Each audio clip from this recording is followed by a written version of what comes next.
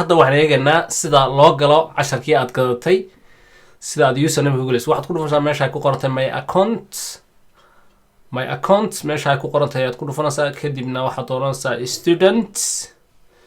students markaad dooratid wuxuu ku weydiinayaa meel aad kusoo galaysay usernamekaagii iyo passwordkaagii hore aad u samaysatay ayaad halkan gelinaysaa.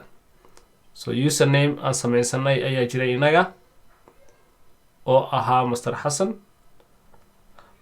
halkanna waxaad gelinaysaa passwordkii aad usernameka u samaysay. waa very important. kadibna waxaad leedahay log in. kadibna waxaa kuu soo baxaya pagekan sidan u eg. meesha waxaa loo yaqaanaa dashboard. waxaad ku dhufanaysaa meesha enroll courses ayaad ku dhufanaysaa.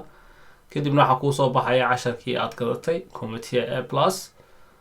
hal mar baad kor ku dhufanaysaa kadibna meesha greenka ayaad leedahay start course-ka bilow. kadibna koorasyadii oo kuu diyaara ayaa halkan kaaga soo baxaya. marka kii ugu horeeyay ayaad ku dhufanaysaa haddii aad rabtid inaad daawatid waanaad ka boodboodi kartaa. so markaad halkaa ku dhufatid waxaa soo baxaya videogii aad daawan lahayd, videogii ugu horeeyay casharadii aad gadatay. saas ayuu u soconayaa videogu. waad ka joojin kartaa haddaad rabtid.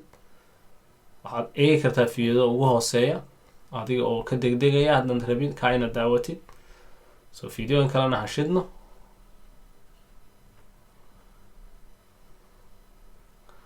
wax yar buu wareegaya si uu kugu soo baxo. waan u jeednaa videogii waa soo baxay hadda. macallinkii oo sharaxaya ayaa meeshan ka muuqda.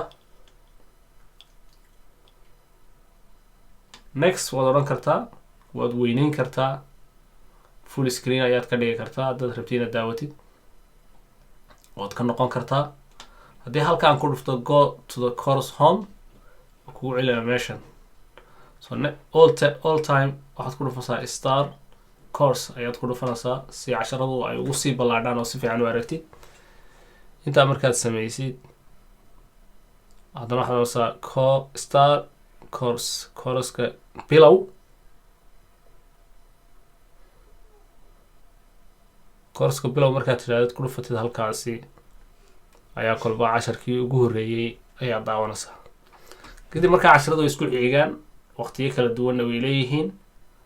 saas ayaad u daawanaysaa markastood waqti haysatid hadduu ilaahay idhaahdo.